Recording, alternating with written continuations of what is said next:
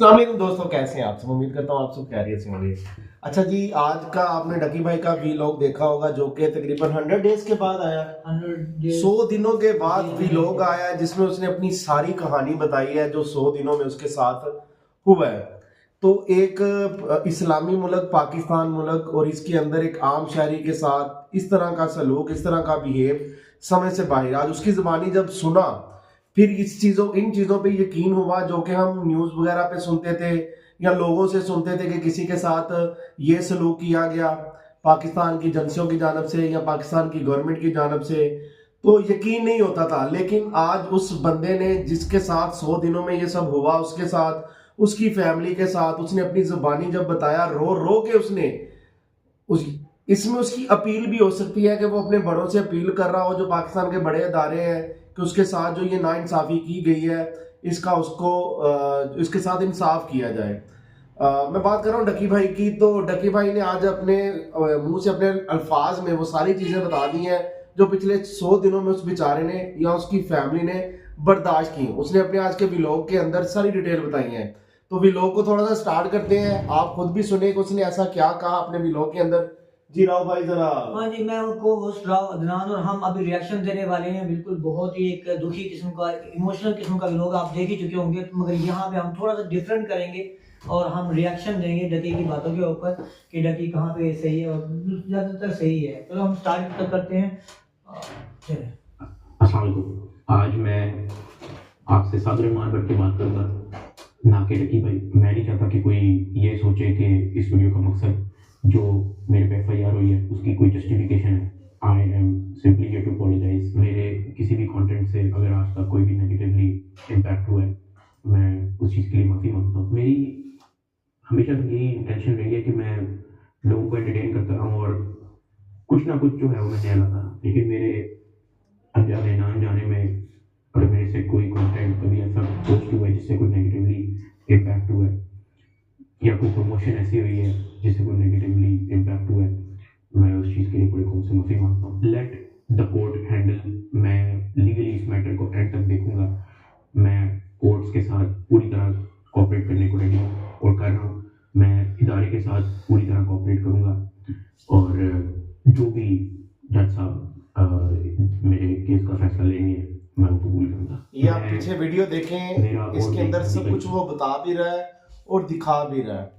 और शुरुआत उसने बहुत अच्छी की है कि मेरे साथ कोऑपरेट किया जाएगा, मुझे इंसाफ दिलवाया जाएगा, जो मेरे साथ ज्यादतियाँ की गई हैं वो अपील कर रहा है।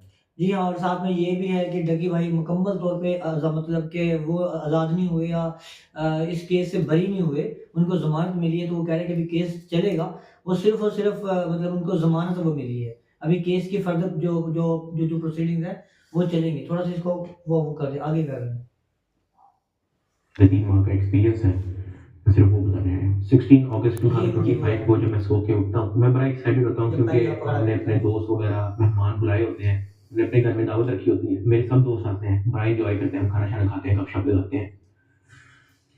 मेहमान चले जाते हैं, उसके बाद मैं और रूह पैकिंग में लग जाते हैं क्योंकि हमें मलेशियन गवर्नमेंट का एक इवेंट है, उधर से इनवाइट आया होता है कि जकी भाई आप आएँ हमारे लिए कुछ वीडियोज़ वगैरह बनाएँ। पूरे पाकिस्तान से उन्होंने एक मेल और एक फीमेल को चुना है, जिसके अंदर मेल में उन्होंने मुझे चुना। बाकी कंट्रीज़ से भी उन्होंने एक मेल, एक फीमेल इनवाइट किए हुए थे और मैं बड़ा एक्साइटेड था कि पूरे पाकिस्तान के अंदर से उन्होंने एक बंदा चूज़ करना है, उन्होंने मुझे चुना। मैं बड़ा ऑनर फील कर रहा। हमने बड़ी जल्दबाज़ी में पैकिंग की क्योंकि मेहमान आए होते हैं, हमें टाइम नहीं मिलता और मुझे नहीं पता था कि जब हम पैकिंग करके अपने घर से निकलेंगे तो मेरी ज़िंदगी का सबसे मुश्किल वक़्त शुरू हो जाएगा। मेरे वहमो-गुमान में भी नहीं था कि मेरे साथ क्या होने जा रहा है। हम जब पैकिंग करके सामान गाड़ी में रखते हैं, गाड़ी हमारी एयरपोर्ट की तरफ चल पड़ती है। एयरपोर्ट पहुँचते हैं, हम सामान अपना अनलोड करते हैं। रात के 9 बजे के करीब हमारी फ्लाइट होती है। हम पहुँच जाते हैं और हमें अपना बोर्डिंग पास मिल जाता है। उसके बाद जहाँ पे इमिग्रेशन होनी होती है, जहाँ पे आपके पासपोर्ट पे एग्जिट स्टैम्प लगती है। हम जब वहाँ पे पहुँचते हैं तो वो मेरे से पूछते हैं कि आप पे कोई एफआईआर तो नहीं है? क्या लोग एक दूसरे की तरफ देखते हैं कि ये क्या हो गया। हम किसी को ऑन टाइम ज़्यादा इन्फॉर्म ही नहीं कर पाते हैं। मैंने ज़िया को सिर्फ मैसेज कर दिया था कि इस तरह से इश्यू हो गया है तो शायद हम फ्लाइट ना कर पाएँ, तो आप प्लीज़ गाड़ी जो है वो एयरपोर्ट ले आओ और हमें यहाँ से पिक कर लो। हमें लगा कि शायद हमें बस सिर्फ फ्लाई नहीं करने देंगे और हम घर जा सकें। 5-10 मिनट के बाद इमिग्रेशन वाले हमसे हमारे मोबाइल ले लेते हैं, कहते हैं कि इसको एयरप्लेन मोड पे लगा और अरूप की तरफ वो इशारा करते हैं कि अगर आप जाना चाह रही हैं मलेशिया तो आप जा सकती हैं। अरूप ने कहा नहीं, अगर साथ मेरे साथ जा रहा है तो मैं चली जाती हूँ, वरना मैं इधर ही ठीक हूँ।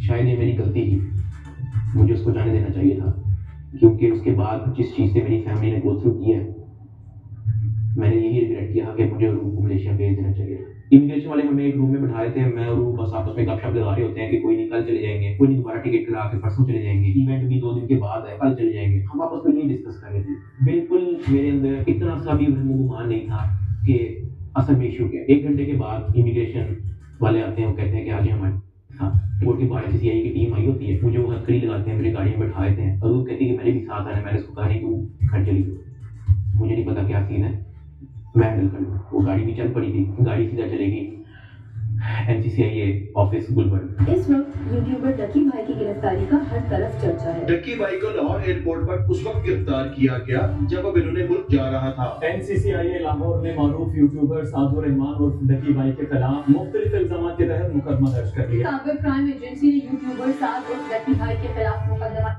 दर्ज कर लिया। मशहूर यूट्यूबर डकी भाई कल रात से गिरफ्तार है। पाकिस्तान के सबसे मशहूर यूट्यूबर डकी भाई एक बार फिर बड़ी मुश्किल में फंस गए हैं। मुल्जिम को गुज़श्ता रात लाहौर एयरपोर्ट से गिरफ्तार किया गया था। यूट्यूबर डकी भाई बड़ी मुश्किल, हुक्म जारी, बदाओं के लिए बुरी खबर। डकी भाई डकी भाई डकी भाई डकी भाई रात के तकरीबन 11 बजे हम NCCI ऑफिस पहुंच जाते हैं। हथकड़ी मुझे लगी हुई थी, मुझे ऊपर एक रूम में लेके गए। जब मैं NCCI के ऑफिस पहुंचता हूं तो वहां पे 6-7 ऑफिसर्स बैठे होते हैं। मेरी हथकड़ी वो खोल देते हैं, मुझे एक कुर्सी पे बिठा देते हैं और मेरी इंटरोगेशन शुरू हो जाती है। वहां पे मेरे से क्वेश्चन करते हैं एप्लीकेशंस के प्रमोशन के बारे में। वहां पे मुझे पहली बार आइडिया होता है कि मेरा इस इशू पे मुझे एयरपोर्ट पे रोका गया। खैर मेरे से वो जो सवाल करते गए मैं उनको बताता गया। मेरे पास 3 मोबाइल थे, मैंने तीनों मोबाइल के पासवर्ड उनको दिए। उन्होंने मेरे से मेरे जीमेल अकाउंट के पासवर्ड पूछे, मैंने वो भी उनको ऑन द स्पॉट दिए। उन्होंने मेरे से मेरे लैपटॉप का पासवर्ड पूछा, मैंने उनको ऑन द स्पॉट दिया। ऐसा भी नहीं कि मैंने उनको कोई बहाना लगाया हो कि मैं पासवर्ड भूल गया, because I had nothing to hide. मैं इदारे के साथ कोऑपरेट करना चाहता हूँ। मैं ये नहीं चाहता कि इदारा ये सोचे कि मैं कुछ छुपा रहा हूँ। मेरा 23 दिन का रिमांड लिया गया। वो सारी इन्वेस्टिगेशन मैंने पहले 23 मिनट के अंदर दे दी थी। कई घंटे गुजर जाते हैं और तमाम ऑफिसर्स मेरी इंक्वायरी लेके चले जाते हैं, सिवाय एक के जो मेरे इन्वेस्टिगेशन ऑफिसर्स थे, असिस्टेंट डायरेक्टर शुएब रियाज साहब। मेरे आईओ के अलावा जब तमाम ऑफिसर्स चले जाते हैं तो एक प्राइवेट बंदा बाहर से अंदर आता है। तो आईओ मुझे कहता है कि तुझे पता है कि तेरे पे FIR होने वाली है। मैंने कहा यार मुझे थोड़ा सा एक्सप्लेन कर दें कि मेरे पे केस क्या है और क्या FIR है, मैंने किया क्या है। तो जो प्राइवेट बंदा जो बात रहा है वो कहता है कि यार तेरे बहुत बड़े मामला आते हैं, तेरा बहुत बड़ा मैटर है, तेरे पीछे ISI है, तेरे पीछे MI है, तेरे पीछे क्या क्या एजेंसी है, कहता तुझे पता ही नहीं है कि तूने क्या किया। तो वो मेरे पे ये इंप्रेशन डाल रहा कि हर इदारा जो है वो मेरे पीछे पड़ गया। साथ ही कहता कि लेकिन अगर आप हमारे साथ कोऑपरेट करेंगे तो हम आपके साथ कोऑपरेट करेंगे। मेरा तो काम ही कोई नहीं है। मैं सुबह उठता हूँ, फैमिली को टाइम दिया, बेगम को टाइम दिया, एक अपने दोस्त को टाइम दिया, जाके ब्लॉग वगैरह बना लिया, घर आए सो गए, दैट्स इट। इसके अलावा मेरी लाइफ में कुछ है नहीं। मेरे माइंड में 100 सवाल शुरू हो गए लेकिन मेरे पास जवाब किसी नहीं था। फिर उन्होंने मेरे पे FIR दे दी, मुझे हवालात में बंद कर दिया। मैंने जिंदगी में कभी हवालात नहीं देखी थी। उस रात मैं नहीं सोया, मैं जागता रहा, रोशनी होगी। हवालात में सिर्फ एक ही लड़का था, मैंने उससे भी कोई ज्यादा बातचीत नहीं की। सुबह 10-11 बजे के करीब एक बंदा आया, उन्होंने मुझे हथकड़ी लगाई और मुझे कोर्ट ले गए कि आपको जज साहब के सामने पेश करना है। मेरी फैमिली में से किसी भी बंदे ने आज तक कोई कोर्ट, कोई कचहरी, कोई पुलिस स्टेशन, कोई हवालात, कोई थाने, उनमें से किसी चीज का उनको नहीं था पता। जज साहब ने जी, तो ये वाला सीन बड़ा खतरनाक होता है जब आपकी फैमिली में कभी कोई इस तरह की चीज़ ही ना हो रही हो और उनको कुछ समझ ही नहीं आ रहा हो तो हुआ क्या है। एक तो जुर्म नहीं पता था उस वक्त तक, एकदम से पूरे सोशल मीडिया पे खबर फैली थी कि पता नहीं पकड़ लिया, क्या जुर्म कर दिया, क्या जुर्म कर दिया। यही एकदम से हर न्यूज़ चैनल, हर ब्लॉगर यही खबर सुना रहे थे कि भाई डकी को पकड़ लिया गया, पता नहीं क्या क्या उसने जुर्म को कर दिया। और ये वाक़ पाकिस्तान में है जिसमें बंदे को पकड़ा पहले जाता है और FIR बाद में दर्ज होती है कि उसको पकड़ लिया और उसको कह रहे हैं कि तुम्हारे को ऊपर एक बहुत खतरनाक किस्म की FIR दर्ज होने वाली है और अगर उससे बचना है तो यानी कि रिश्वत वाले काम हो गया ना, पैसा लेने के लिए बहुत कुछ किया जाता है। तो यही चीज़ उसको दिखाई गई, डराया गया कि भाई तुम्हारे ऊपर एक बहुत खतरनाक किस्म की FIR होने वाली है, हम जो जो कहते हैं ना वो करो। जो जो क्या उसके अकाउंट देखने होंगे, उसमें से पैसे देखने होंगे, कितने होंगे अपने में। यानी कि जब बंदे के ऊपर इस तरह का कोई नौबत आती है ना, इस तरह का कोई तूफान जैसे आ जाता है तो उसके बाद बंदे को समझ नहीं होती उसने क्या करना है। तो सेम वो भी बेचारा वहाँ पे डर गया था, उसकी बेगम उसके साथ थी। जब उसको एयरपोर्ट के ऊपर रोका गया और कहा गया कि नहीं हम आपको जाने नहीं देंगे, आपके ऊपर बहुत से केसेस हैं जिनका आपको सामना करना पड़ेगा, और साथ उसकी बेगम को कह दिया अगर तुम जाना चाहती हो तो तुम जाओ।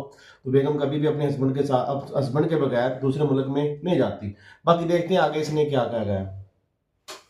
दिन का रिमांड गया। मुझे तो रिमांड का मतलब ही नहीं था पता। मुझे हथकड़ी लगा के फिर से एनसीसीआई ऑफिस ले जाते हैं और मुझे हवालात में बंद कर देते हैं। उससे नेक्स्ट डे की बात है, मेरी इन्वेस्टिगेशन चल रही होती है। एडिशनल डायरेक्टर एनसीसीआई सरफराज चौधरी साहब वो अचानक कमरे में आते हैं, मेरी तरफ देखते हैं, कहते हैं कि ऐ मुंडा ये है वो आइयो, कहते हैं हाँ जी, कहते हैं इसको लेके आओ मेरे चौधरी पास। साहब। आइयो हथकड़ी पकड़ता है। अभी जो आपने देखा है, ये सरफराज चौधरी साहब जब डकी को पकड़ा था उस वक्त ये पाकिस्तान का हीरो बना हुआ था कि इससे अच्छा तो कोई बंदा है ही नहीं, जिसने कितने अच्छा काम किया। एक जुए की ऐप को प्रमोट करने वाले बंदे को पकड़ लिया इस बंदे ने, मगर हकीकत लास्ट में कुछ और ही निकलती है। हाथ पे लगाता है वर्ड, कहता चल। मुझे जब हथकड़ी लगा के एडिशनल डायरेक्टर रूम में लेके जाते हैं तो वहाँ पे 5 ऑफिसर्स बैठे होते हैं। एडिशनल डायरेक्टर सरफराज चौधरी साहब मेरे से पूछते हैं कि तुम कौन से एप्लीकेशन के कंट्री हेड हो? मैंने कहा सर मैं किसी एप्लीकेशन का कोई कंट्री हेड नहीं। वो फिर खुशी से अचानक होता है, कहता तेरी माँ गाली गलौज। किधर से आता है पैसा तेरे पास? मैंने कहा सर मैं यूट्यूबर हूँ, मेरे 8 मिलियन सब्सक्राइबर हैं, उधर एडसेंस। अभी मैं बात कर ही रहा हूँ। कहता है कि तुम मेरे वतन अजीज के बच्चों को खराब कर रहे हो। क्या कहता है तुम्हारा बाप? मैंने कहा जी यूनिवर्सिटी के अंदर प्रोफेसर है। तो कहता तुम इतने क्यों हो? मैं चुप रहता हूँ। वो चीख के बोलता है, कहता बोल। मैंने कहा जी सर मैं सिर्फ वीडियोस बनाता हूँ, मैं यूट्यूबर हूँ। माँ बहन की गालियाँ वो देता रहता है। उसने मेरे मुंह पे बहुत जोर का थप्पड़ लगाया। मैं बिल्कुल चुप होकर ऐसे मुंह नीचे करके खड़ा हो गया। तो कहता मुंह ते कर, मुंह ते कर। अभी मैंने मुंह पर किया नहीं था। वो जोर से चीख के कहता मुंह ते कर। अभी मैंने वो मुंह पर किया ही था, उसने दूसरा थप्पड़ लगाया। मैं वहाँ बड़ा हेल्पलेस फील कर रहा कि यार मेरे से ऐसा क्या हो। मैं भी सोच ही रहा था, उसने मुझे तीसरा थप्पड़ लगाया। मुझे माँ बहन की गालियाँ दे जा रहा है। मैं अपना मुंह नीचे करके खड़ा हूँ तो मेरे थप्पड़ इधर लगता है, फिर वो कहता मुंह पर कर, फिर मेरा थप्पड़ इधर लगता है। वो मारी गया जब तक उसका दिल नहीं भरा। मैंने तो गिने भी नहीं है कि उसने मेरे थप्पड़ कितने मारे। फिर वो मुझे कहता कि टांगे बैंड कर। मैंने अपनी टांगे बैंड कर ली। कहता हाथ ऊपर कर। मैंने अपना हाथ ऊपर कर लिया। वो घर में एक वीडियो कॉल लगाता है जो एक बच्चा रिसीव करता है जिसकी एस्टिमेटेड तकरीबन एज होगी 7 साल। एक हाथ में सिगरेट होती है। वो बच्चा कहता है जी। वो बैक कैमरा ऑन करता है, मेरे हाथ खड़े होते हैं, टांगे बैंड होती हैं। वो कैमरे से दिखाता है उस बच्चे को कि कौन है ये। कहता डकी भाई। तो वो कहता कि तुम इसके प्रोग्राम देखते हो? कहता जी। वो पीछे जो प्राइवेट मुलाजिम खड़ा होता है वो बहुत जोर का पीछे थप्पड़ मारता है। सरफराज चौधरी साहब 7 साल के बच्चे को कहते हैं ये देखो इसके साथ क्या हो रहा है, ये क्या मेंटालिटी है? आप देखोगे तुम इसका प्रोग्राम? कहता नहीं। चलो फटाफट इसको गालियां दो। बच्चा कहता है कि सरफराज चौधरी साहब कहते हैं और बच्चा। सरफराज चौधरी साहब कहते हैं और बच्चा।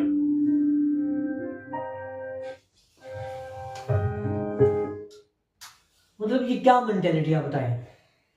ये बच्चे से गाली दिलवा के उसको क्या साबित करना चाह रहा था? खुद तो मार रहा था, जो मारा। बच्चे से वीडियो कॉल पे गाली दिलवा के क्या उसको मिला? क्या कौन से लोगों को तस्वीर मिली? और ये छोटे छोटे 7 साल के बच्चों से गालियां मतलब ये सिखाते हैं। और ये इतने बड़े बड़े उद्योगों के चेयरमैन, एनसीसीए इतना बड़ी एजेंसी का सबसे बड़ा जो अफसर की मेंटल लेवल के बारे में बताया, क्या सोचते हैं?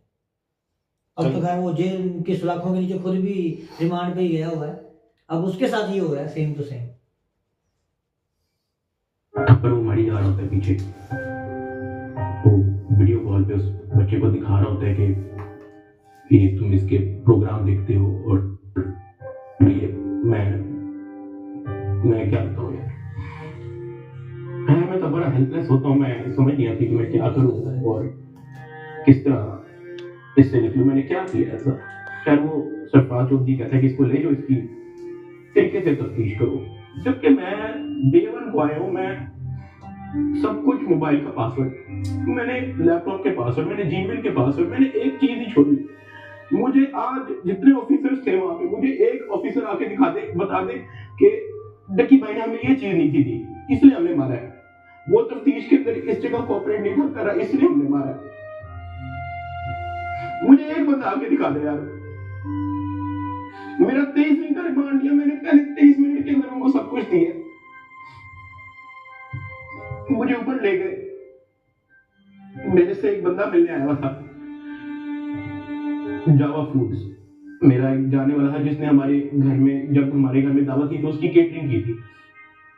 अब क्योंकि मुझे फ्रेश मार के ऊपर लेके गए थे, मेरी आंखों में आंसू थे, तो वो जो मिलने आया था वो अचानक अपनी सीट से खड़ा हुआ और उसने मेरी तरफ देखा कि क्या हुआ है। मैंने कहा कि यार मैं इनके साथ पूरी तरह कोऑपरेट कर रहा हूँ, वो फिर भी मुझे मारी जा रहे हैं, मुझे माँ बहन की गालियां दे रहे हैं।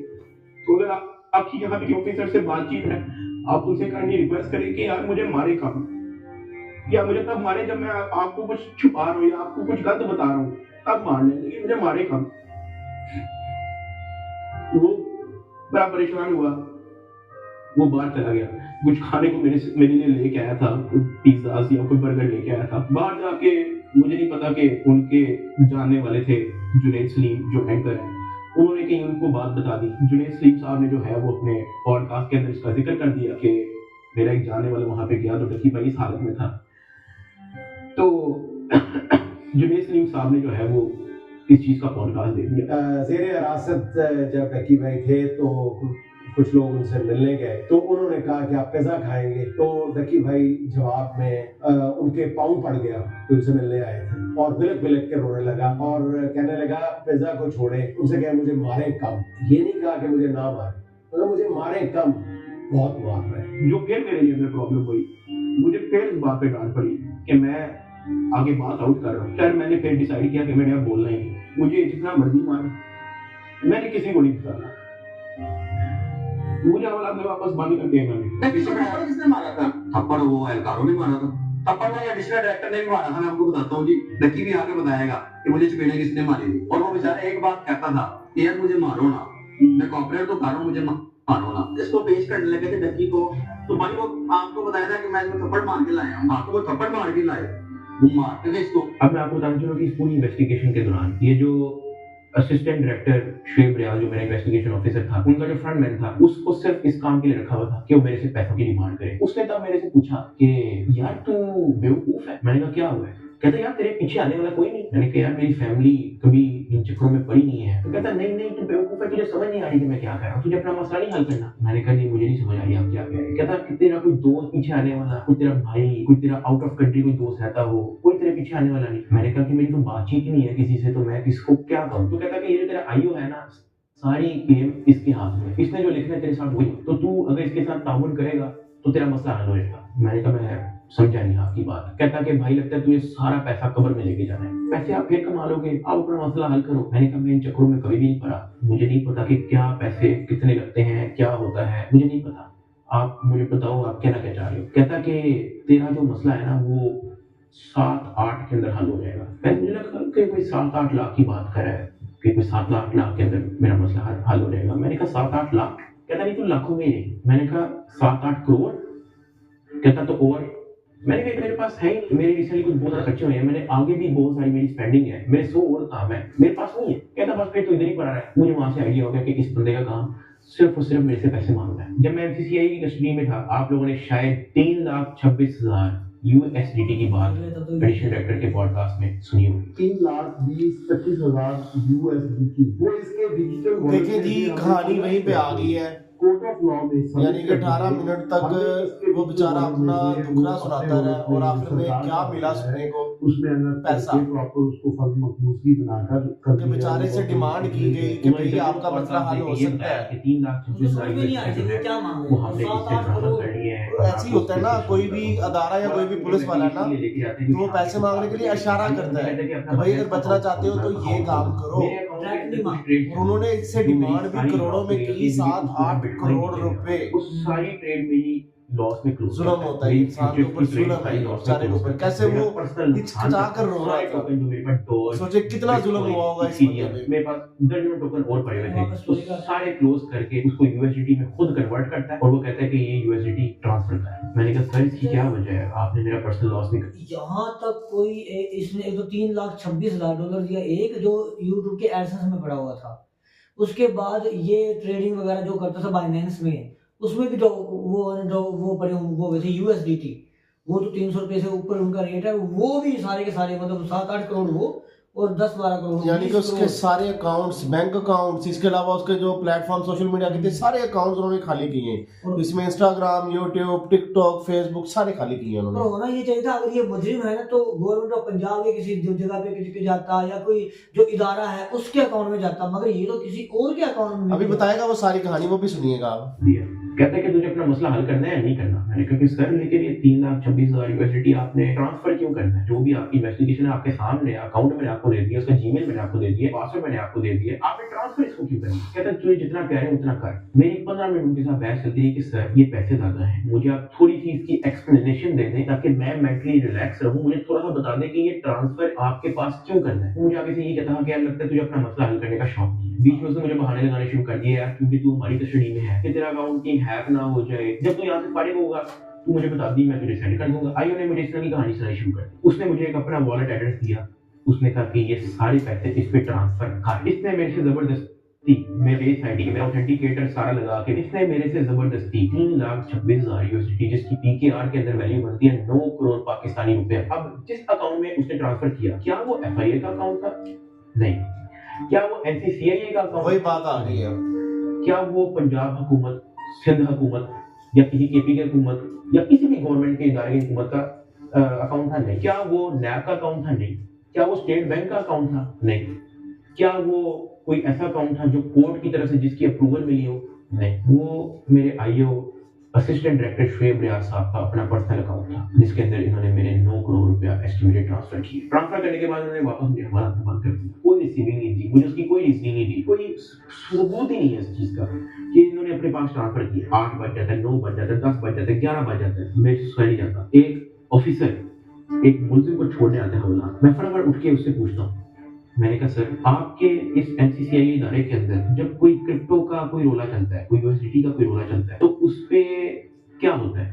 क्या उसको ट्रांसफर कर दिया जाता है? कहता मैंने कभी ऐसा सुना तो नहीं है। कहता क्यों, क्या हुआ है? मैंने उसको बताया, मैंने कहा आईओ ने मेरे 9 करोड़ रुपया यूएसडीटी ट्रांसफर कर लिया अपने पास। कहता अच्छा, तो उसने आपको कोई रिसीविंग दी है? मैंने कहा नहीं। कहता ऐसा होता तो नहीं है वैसे, लेकिन अगर आप कहते हो तो मैं किसी से पूछ लूं। मैंने कहा जी पूछने में बड़ा टेंशन में हूं। उस पूरी रात मैं नहीं सोया। अगले दिन सुबह के कोई 10-11 बजे के करीब एक बंदा आता है, मुझे लेके जाता है ऊपर ऑफिस में, मुझे इतनी जोर का वो थप्पड़ लगाता है, मेरे ख्याल से मेरे पूरे 3 महीने के अंदर सबसे ज्यादा जोर का थप्पड़ वो वाला थप्पड़ था जिसकी मैं अभी बात कर रहा हूँ। क्योंकि वो मुझे बेताब नहीं लगाया जाता, वो मेरे पीछे से लगाया जाता है, मेरे सर पे इतना बड़ा उस बंदे का हाथ होता है, मुझे इतनी जोर का थप्पड़ लगाता है कि यहाँ से मेरे ज़हन का मवाद, अंतरियां सारी मेरी आंखों से बाहर निकल गई। मैं इवन एक पॉइंट पे मेरा विजन ब्लरी हो गया था, मेरा विजन काला हो गया था, मैं बेहोश होने वाला, इतनी जोर का वो थप्पड़ था। उसने कहा कि हर चीज बतानी जरूरी होती है। मैंने कहा कि सर मेरे 9 करोड़ रुपया आप ट्रांसफर कर लो, मुझे उसकी कोई रीजनिंग ना दो, मुझे उसकी कोई रिसीविंग ना दो, मैं अपना मुंह कैसे बंद रखूं? इतनी सी बात को मुझे फिर से एक और थप्पड़ लगाया। मुझे आईओ के पास ले गया, आईओ कहता कि यार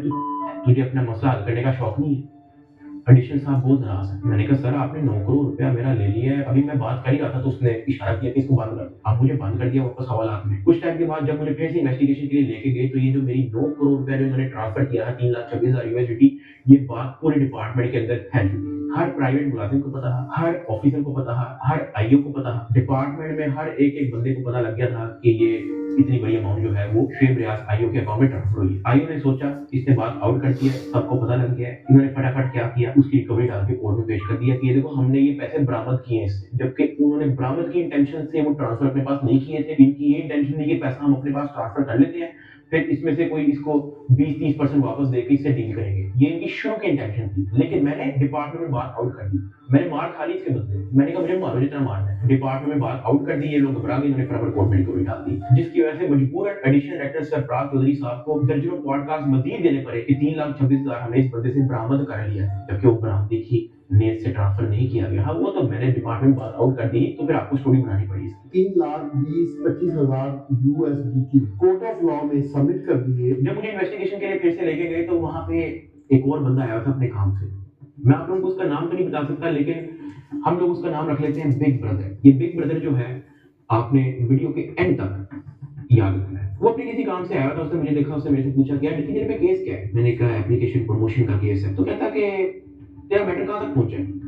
मैंने कहा कि मैं तो पूरी तरह ताउन कर रहा हूँ, मैं तो सब कुछ इनको दे चुका हूँ, मुझे नहीं पता कि इनको मेरे से और क्या चाहिए, लेकिन मैं तो पूरी तरह इनके साथ कोऑपरेट कर रहा हूँ। तो कहता अच्छा, उसका उसे सर मिलाया और कहता कि क्या ये लोग तेरे से कोई पैसे भी मांग रहे हैं? अब क्योंकि मैं उस बंदे को पहली बार मिला हूँ, मैं नहीं जानता कि वो कौन है, मैंने उसको कहा कि नहीं मेरे से कोई पैसे नहीं मांगता। अच्छा ऐसे सर मिलाया, कहता ये ना सारा सीन एक मूवी की याद दिलवाता है, शिवाजी राव आपने देखी होगी। अच्छा, मैं देखूंगा। तुमने नहीं देखी? उसमें क्या होता है, वो ना पैसे कमा के बाहर से लाता है कोई 200 करोड़, और वो कहता है जी मैं अपने ना मुल्क के अंदर एक यूनिवर्सिटी और हॉस्पिटल बनाना चाहता हूँ। अब उसके लिए आपको पता है कि सरकारी अदारों की परमिशन लेनी पड़ती है, कभी किसकी कभी किसकी। अब वो पैसों का बैग उठाया हुआ है और वो सबसे पहले जाता है जी किसी एक सरकारी ऑफिसर के पास। वो उसे कहता है जी मैं ऐसे ऐसे काम करना चाहता हूँ। वो कहते हैं ठीक है हम कर लेंगे, आपका टोटल कितना अखराजात? उसने कहा 200 करोड़। उसमें से वो कहता है ठीक है जी 50 लाख हमारा, 50 करोड़ हमारा। 200 करोड़ में से 50 करोड़ हमारा, ठीक है जी। इसके ऊपर से वो कहते हैं जी नहीं जी हम नहीं दे सकते इतने ज्यादा। फिर वो किसी और के पास जाते हैं, वो भी कहता है जी 30 करोड़ मेरा। किसी और के पास जाता है। यानी कि सरकारी अदारे जितने भी हैं ना, इनकी मौजें लगी होती हैं कि कोई भी काम या कोई भी इनके पास मुजरिम आ जाए ना, इनकी कोशिश होती है अगर मुजरिम को भी छोड़ना है ना तो उसके लिए उससे पैसा लें, उससे डिमांड करें, उसको कहते हैं जी आपका ये केस माफ हो सकता है। अगर उनको पता चल जाए कि ये अच्छी सामी है तो फिर उसको कहते हैं भाई इससे भी खतरनाक केस तुम पे बनेगा, डराते हैं, हमें इतना पैसा दे दो अगर बचना चाहते हो। तो सेम डकी भाई के साथ भी यही सलूक हुआ कि उसको कहा गया, यानी कि जो भी उससे मिल रहा है ना, जो भी उससे ऑफिसर आगे मिल रहा है वो एक ही बात कर रहा है, कोई पैसों की बात हुई है। यानी कि सबको पता है कि ये काम पैसों से ही खत्म होना है। बिल्कुल। तीसरे बंदे का उसने नाम ले लिया है, अब बिग ब्रदर का नाम लिया उसने, बिग बॉस का। यानी कि जो भी उससे आ रहा है ना वो एक ही चीज पूछ रहा है, यार उन्होंने कोई पैसों की बात की है। यानी कि सबको पता है कि मसला हल होना है पैसों से। कोई नहीं देखेगा इसमें हकीकत क्या है, सच्चाई क्या है, झूठ क्या, कोई भी नहीं देखेगा। रिजल्ट ठीक है, अच्छा लगा, वो अपने काम में लग गया। टाइम इन्वेस्टिगेशन के बाद उन्होंने फिर मुझे जेल में हवालात में बंद कर दिया। इन्होंने अपनी पूरी कोशिश की कि हम इससे पैसे लें, हम इससे पैसे का पूछें। जब इनको आइडिया हुआ कि मैं इनको किसी भी तरह से एंटरटेन नहीं कर रहा, इन्होंने बाहर से मेरी फैमिली को बुला लिया और मेरी अम्मा, उनको ये कह के बुलाया गया कि मेरी उनके साथ मुलाकात। मुझे जब हवालात से ऊपर लेके गए तो अरूब बैठी हुई थी और उसकी इंटेरोगेशन हो रही थी। उसका मोबाइल जो है वो इन्वेस्टिगेशन ऑफिसर के हाथ में था। तो मैंने इन्वेस्टिगेशन ऑफिसर शेबली आसाफ से पूछा कि ये आपने इनका मोबाइल क्यों लिया? तो कहता कि इन पे भी एफआईआर होगी। तो अरूब घबरा गई, उसने कहा मेरे पे एफआईआर क्यों होगी? फिर उसने कहा कि आपने तो हमें साथ से मिलने के लिए बुलाया है, मुझे और मामा को के साथ से मुलाकात हो जाएगी। तो कहता कि एफआईआर हो ना हो, ये जो आपके शोहर की एफआईआर है इसी में बड़ी जगह है, हम आपको इसी में नाम देते हैं। अरूब घबरा गई। मैंने रूप की तरफ देखा, मैंने रूप की तरफ इशारा किया कि मैंने कहा बस बिल्कुल चुप होके बैठ जाओ, बस ये वक्त गुजारो, बस इस वक्त हम कुछ नहीं कर सकते। खैर वो रूप से कुछ क्वेश्चन उन्होंने पूछने शुरू कर दिए। मैंने यही कोशिश की कि मैं जल्दी से जल्दी अरूप को वापस भेज दूं घर, उसका मोबाइल वापस मिले ना मिले डजंट मैटर, वो घर जाए। आइयो ने अरूप का मोबाइल रख लिया। मैंने अरूप को कहा कि अब तुम घर जाओ, तुमने वापस नहीं आना। जब अरूप घर गई है तो उसने जब वकीलों से डिस्कस किया तो वकीलों ने कहा कोई बात नहीं, हम प्री अरेस्ट बेल करवा लेंगे। तो उन्होंने कहा ओके। अगले दिन उन्होंने जाके प्री अरेस्ट बेल करवा लिया। जब उन्होंने प्री अरेस्ट बेल करवाई तो प्री अरेस्ट बेल की खबर पहुंच गई इदारे में, एनसीसीआई ऑफिस में, आईओ के पास और सरफराज चौधरी एडिशनल डायरेक्टर के पास। इन्होंने फिर से मुझे कहा कि अपनी फैमिली को मीटिंग के लिए बुलाएं। मैंने घर वालों को कॉल की क्योंकि उसकी प्री अरेस्ट बेल हो चुकी थी। मैंने कहा चलो अब इसको खतरा नहीं है और इसका मोबाइल भी उनके पास है तो I think it's not a big deal, मैं बुला लेता हूँ। ऑफिसर ने जो है मेरे घर को कॉल करवाई, कहा कि अम्मा वो बड़े अफसरान, एडिशनल डायरेक्टर और इन्वेस्टिगेशन ऑफिसर्स आप बुला रहे हैं तो बाकी घबराए ना, कोई इस तरह कोई नेगेटिव मीटिंग है इस तरह का कुछ नहीं है। तो आज मेरी माँ और अरूप प्री अरेस्ट बेल करवाने के बाद एडिशनल डायरेक्टर बुला गए। सरफराज चौधरी साहब कहते जतोई साहिबा आप अपने आप को क्या समझती हैं, आपने प्री अरेस्ट बेल करवा ली है? तो अरूप ने कहा जी। तो कहता अच्छा करवाए, जो आपने करना करें। 5 रुपए का एक नया सफा आता है, हम एक नई एफआईआर लिखेंगे और आपको पकड़ लेंगे। और वो मेरी तरफ देख रही है कि ये क्या है, ये किस तरह की मीटिंग है। मेरी माँ परेशान, लाल उनके चेहरे हो गए थे सबके। एडिशनल डायरेक्टर सरफराज चौधरी साहब ने फिर अपना मोबाइल खोला, वहाँ व्हाट्सएप खोला, उन्होंने ऊपर लिखा जज और ऐसे मेरी माँ को और मेरी वाइफ को लिस्ट दिखाई ऐसे स्क्रॉल करके कि ये देखो मेरा इस जज से भी ताल्लुक है, मेरा इन जज से भी ताल्लुक है, मेरा इस जज से भी ताल्लुक है। क्या करने गया? जब वो इस तरह जजेस की लिस्ट दिखा रहा था तो उसने बड़े ऊंचे अल्फाज में बोला कि यहाँ पे जज भी मैं हूँ, यहाँ पे वकील भी मैं हूँ, यहाँ पे सब कुछ मैं हूँ, जितनी आपने प्री अरेस्ट बेल करवानी है करवाएं, नया पर्चे में हम पकड़ लेंगे, हमारे पास कुछ कहने को नहीं था। मैंने वहाँ पे सिर्फ सर को कहा कि जी सर आप से बिल्कुल सही कह रहे हैं। मैंने अपने घर वालों की तरफ देखा, मैंने उनको इशारा किया कि प्लीज वक्त गुजारे। मेरे घर वालों के चेहरे लाल हो गए, मतलब बिल्कुल आप कह लो कि उनके पास कुछ कहने को नहीं थे, दे वर शेकिंग। वो बातें करता गया, हम लोग घबरा गए थे, हमने बस वेट किया कि यार ये कब हमें फायर करेगा। जब उसने कहा ठीक है आप जा सकते हैं मैं, अरूप और मेरी माँ जब उस एडिशनल डायरेक्टर रूम से बाहर निकले, मेरी माँ की आंखों में आंसू थे, अरूप की आंखों में आंसू थे। मैंने कहा कि यार मुझे बहाने बहाने से कहते हैं कि आप लोग को बुला लो, फिर ये इस तरह की हरकतें करते हैं, डराने धमकाने वाली, ब्लैकमेलिंग थ्रेट्स। मैंने कहा ये सिर्फ और सिर्फ इनका पैसे मांगने का तरीका है ताकि हम डर जाएं, इनको कुछ पैसे दे दें और हमारी जान छोड़ दें। तो ये इस तरीके से मुझे, मेरी फैमिली को ज़हनी अज़ियत देते रहे हैं, ब्लैकमेल करते रहे हैं, और उनका राइट बनता है कि वो पीआरएस बेल करवा के आए। आपने अपनी इन्वेस्टिगेशन करनी है, करें, उसने तो अपना मोबाइल भी दे दिया, आप जब बुला रहे हो वो आ रही है, फिर भी आप उसको थ्रेट कर रहे हो कि जी आपने पीआरएस बेल करवा लिया, कोई बात नहीं, 5 रुपए का नया सफा आएगा, हम आपको फिर अरेस्ट कर लेंगे। और ये सब इनका तौर तरीका था कि हम लोग किसी तरह टूट जाए और ये जितने पैसे मांगे हम लोग फौरी को दे। इस दौरान ये असल आईओ बात और है। उसका जो फ्रंट मैन बात ही है, पैसों की। जब उनको पता लगा कि मैं और मेरी फैमिली किसी भी तरह से इनको एंटरटेन नहीं कर रही, कोई पैसों के मामले में लिफ्ट नहीं करवा रही, तो इन्होंने मेरे एक दोस्त से बात की, उस दोस्त को कहा कि इसको मुझे आके कहो कि ये पैसों से मसला हल होगा। उसकी जो भी गपशप हुई मेरे दोस्त ने वापस आके बताई, कहता कि ये, और वही पे बात वो आ गई जो वो आपने कहा था कि आखिरकार उसने कह ही दिया कि पैसे भैया, पैसे आखिरी हाल ही ये था, इसको पकड़े पैसों के लिए गया था। उनको पता है लूट लाट लिया। सोशल मीडिया पे बहुत ज्यादा पैसा अर्न किया जाता है, फेसबुक यानी कि जितने भी जो प्लेटफॉर्म है, और उनको पता था कि ये करोड़ों में खेल रहा है मंथली। तो उन्होंने क्या करना था, असल मकसद ये था कि इसके पास जो थे वो 80% उन्होंने लेना था, 20% इसको देना था, और मंथली इसके साथ भी उनका एग्रीमेंट हो जाना था कि भाई मंथली आप इतना अगर अर्न करोगे ना, इतना हमारे अकाउंट में आएगा और इतना तुम्हारे अकाउंट में आएगा। ये सारा सीन उन्होंने बनाना था, जो कि उस बेचारे ने मार खा ली, लेकिन ये सीन बनने नहीं दिया। उनकी सर्जरी के पैसे आपने मेरे फैमिली का अकाउंट ब्लॉक कर दिए। ये इस स्टेज पे मेरी फैमिली को ले आए थे, मुझे 23 दिन बंद रखे, मेरे मार के मुझे कोर्ट में लेके जाते हैं कि फिर रो रहा है, देख ले कितना दुख हुआ, तकलीफ हुई होगी इसको। के पास जाना है या उसके बाद जेल जाना है, तो बोलने कोई मसला नहीं है। लकी भाई, आप यूट्यूबर्स को क्या पैगाम देना चाहेंगे? बात नहीं करेंगे। ताहम आज जो है बोलना छोड़ के आगे बिल्कुल मैं भी यहाँ देखिए लकी भाई को जो है पेश किया गया है, बिल्कुल ही बात लाहौर की सड़कों पे लकी भाई इससे पहले भी हमने जब इनसे गुफ्तगू करने की कोशिश की है तो एनसीसी आईएसआर की जानिब से जो मना कर दिया गया है कि वो किसी भी किस्म से नहीं, किसी के साथ इतना कुछ हुआ और वो बोले नहीं बोल सकता बेचारा।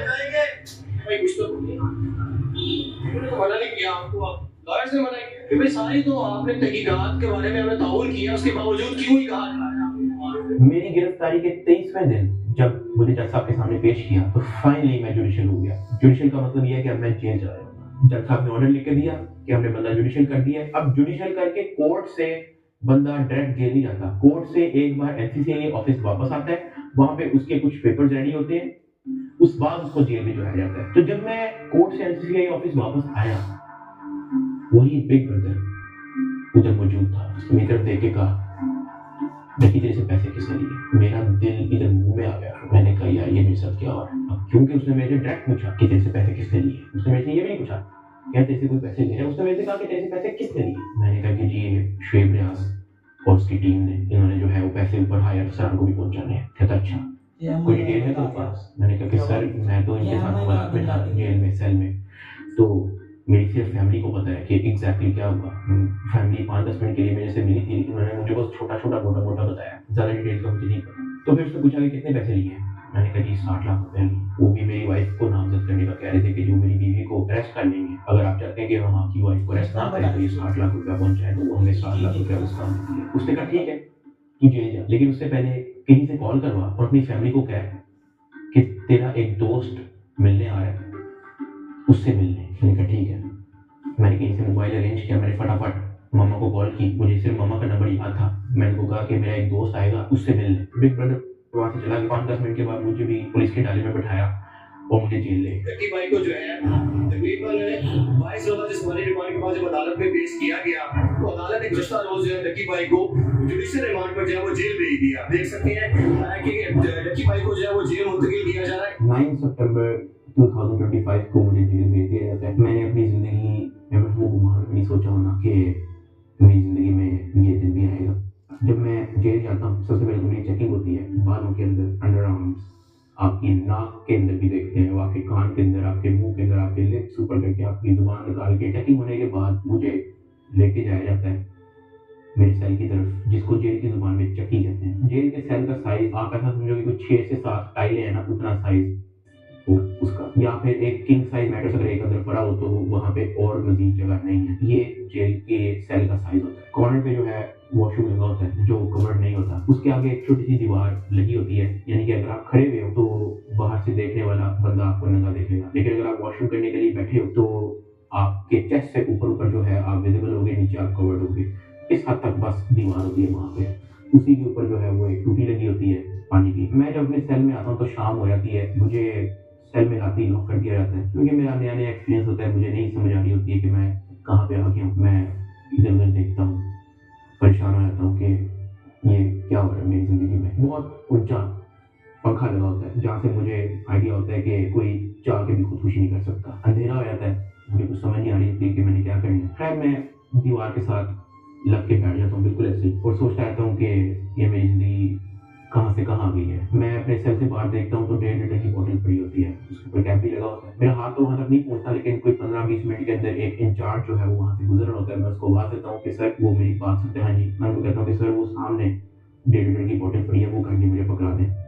मुझे बोतल पकड़ा देता है। वॉशरूम से मैं वो 1.5 लीटर की बोतल के अंदर पानी भरता हूँ, उसका कैप बंद करता हूँ। सितंबर का टाइम होता है, शदीद गर्मी होती है, इतनी गर्मी कि आप कूलर के बगैर नहीं रह सकते। मैं अपनी कमीज उतारता हूँ, बोतल को अपनी शर्ट के अंदर डाल के ऐसे उसको मैं लपेटता हूँ, अपने सर के नीचे रख के मैं लेट जाता हूँ।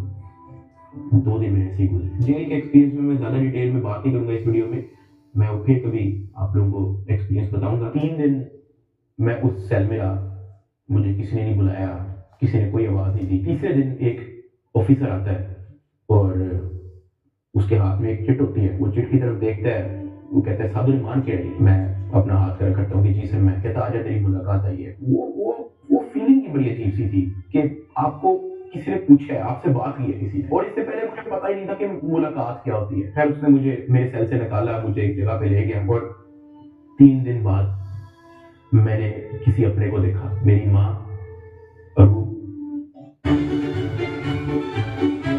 देखिए जी कितना जुल्म बेचारे के साथ, यकीन माने मुझे भी रोना आ रहा है उसकी कहानी ये सारी सुन के। मुझे तो क्या, अगर आपने भी सुना है तो आपको भी यकीनन रोना आया होगा कि कितना जुल्म किया गया बेचारे के बाद। बिल्कुल देखें, एक अय्याश की जिंदगी गुजारता हुआ आप ये सोचे, आप इसके व्लॉग्स देखे होंगे, कभी किसी कंट्री, कभी किसी कंट्री, कभी किसी कंट्री अपनी बीवी के साथ घूमता है, कि एक ब्रांडेड किस्म के स्टाइल के साथ अपनी वो लाइफ जी रहा था। और वो बेचारा जब जेल में गया तो कैसे वो दिन गुजरे होंगे। बाकी सुनते हैं उसी की जुबानी, दुख तो बहुत ज्यादा हो रहा है। करे प्ले यार। फिर मैंने उसको बोला कि सर वो जो एडिशनल डायरेक्टर सरफराज चौधरी साहब हैं, वो मुझे रिमांड के दौरान कहते थे कि मैं तेरी हाई कोर्ट तक बेल रोकूंगा। तो उधर बिग ब्रदर कहता कि छोड़ दे, कुछ नहीं होगा। उसके बाद वो जो किसी ने वहम गुमान में भी सोचा था। ये मुकदमा दर्ज करवाने वाला कोई और नहीं बल्कि डिप्टी डायरेक्टर सरफराज चौधरी है, जिसने डकी को गिरफ्तार किया और उसको दुनिया का सबसे बड़ा मुजरम बनाकर पेश किया। इस डायरेक्टर को आज सस्पेंड कर दिया गया है। Additional director national cyber crime investigation agency Lahore and Sarfaraz Chaudhry साहब उन्हें जनाब सस्पेंड कर दिया गया है। पूरी तैयारी है क्योंकि बेल कैंसिल करवा डकी भाई के खिलाफ कार्रवाई करने वाले एनसीसीआई के एहलकार ऑफिसर सरफराज चौधरी साहब को मुअत्तल कर दिया गया। उसके बाद वो चीजें हुई हैं जो मैंने अपने वहमो गुमान में नहीं सोचा। मैं जब 23 दिन रिमांड में था, मैं इतना मायूस हो गया था, मैं अल्लाह पाक से भीख मांगता था कि या अल्लाह मुझे रास्ता दिखा, या अल्लाह मुझे इस झंझट से निकाल दे, या अल्लाह सब कुछ तेरे सामने। मैं किसी जगह नहीं, मेरी फैमिली किसी जगह नहीं, हम फंस चुके हैं, हम जीदों में फंसे हुए हैं, या अल्लाह मुझे यहाँ से निकाल दे। मैं हाथ जोड़ के भीख मांगता, मैं हवालात में एक गंदे से कमरे में बैठ के मैं भीख मांगता था कि अल्लाह तो सब देख रहा है, तेरे सामने हो रहा है सब कुछ, मेरे लिए कोई तो दरवाजा खोल, मुझे कोई रास्ता दिखा, मैं कहाँ जाऊँ।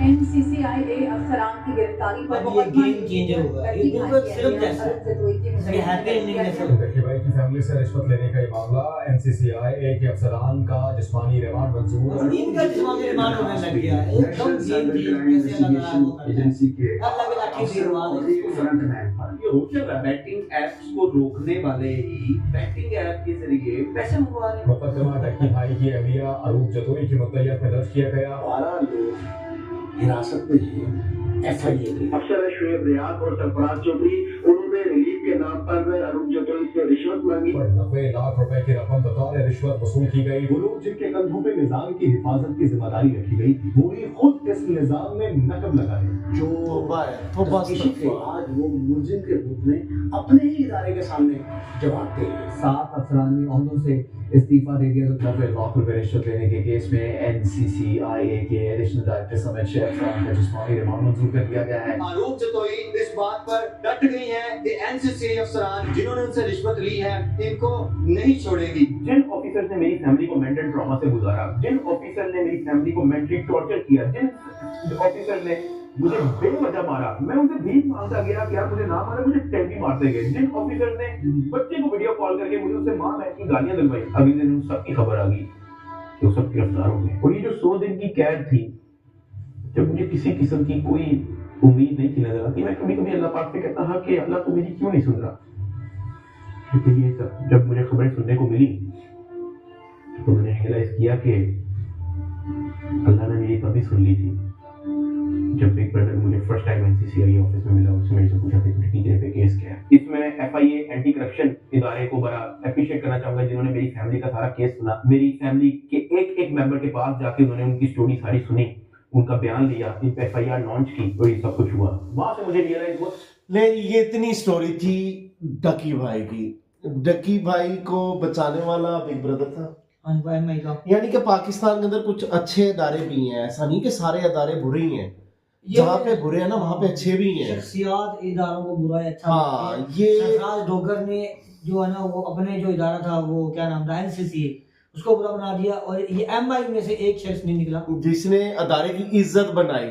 बिल्कुल देखें, जब किसी मुल्क में इंसाफ देना लोगों को बंद कर दिया जाए ना तो वो फिर तबाही की तरफ ही जाता है, वो तबाही की तरफ जाता है। उसके ऊपर अल्लाह ताला के अजाब आते हैं, मुश्किलात आती हैं। लेकिन जब तक आप अपने मुल्क में लोगों को इंसाफ दोगे ना तो उस मुल्क के अंदर खुशहाली आएगी, बरकतें पैदा भी अल्लाह ताला की तरफ से होती हैं। और वो भी एक आम शहरी जो कि आपको टैक्स देता है। पाकिस्तान के जितने भी जो सरकारी ऑफिसर है वो आम इंसान के टैक्स, डकी भाई भी टैक्स देता है। डकी भाई ऐसा नहीं है कि कमा रहा है और कुछ दे नहीं रहा, उसका तकरीबन कोई 30-35% वो दे रहा टैक्स। जितनी भी वो अर्निंग कर रहा है ना उसमें से वो बहुत ज्यादा हिस्सा पे कर रहा है। और पाकिस्तान के अंदर डॉलर्स लेके आ रहा है, वो पाकिस्तान के अंदर डॉलर लेके आ रहा है। इसका मतलब है पाकिस्तान का फायदा है।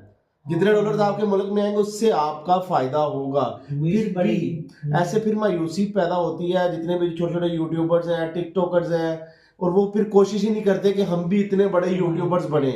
हम भी अगर इतनी ज्यादा कमाई करना शुरू कर देंगे, भाई पैसे कमाने से डर लगता है, पैसे कमाने से, कामयाब होने से डर लगता है। और जब वो इतना कमाएंगे उनको भी पता है भाई फिर हमारे ऊपर भी FIR होना शुरू हो जाएंगी, हमसे भी पूछा जाएगा आप इतना कमाते हो हमें इतना दो, उसमें से हमें इतनी परसेंटेज दो। तो ये सारा सीन पता नहीं कब तक चलता रहेगा। अल्लाह ताला से दुआ ही हम करते हैं, आप लोग भी करें कि पाकिस्तान के ऊपर अल्लाह ताला रहम अपना करे। जो लोग बैठे हुए हैं उनके दिलों के अंदर भी रहम पैदा करे। जब तक वो रहम पैदा नहीं होगा तब तक वो दजाल ही बने रहेंगे। तो इंशाल्लाह पूरी उम्मीद है कि इस वीडियो के बाद जितने भी जो अदारे हैं वो इस चीज को देखेंगे कि उनके अंदर जितने भी जो करप्ट लोग हैं, जितने भी बुरे लोग हैं, उनको सजा दी जाए, उनको निकाला जाए, उनका भी एहतसाब किया जाए। कोई भी इदारा बुरा नहीं होता, उसके अंदर जो शख्सियात होती है उसको बुरा या अच्छा बनाती है। वो बुरा या अच्छा बनाती है। ये इस चीज से यही जाहिर होता है कि हर इदारे में कुछ अच्छे लोग भी होते हैं, कुछ बुरे। इसकी किस्मत इसने अल्लाह के सामने रोया तो अल्लाह ने एक बंदे को सबब बना के वैसे ही भेज दिया।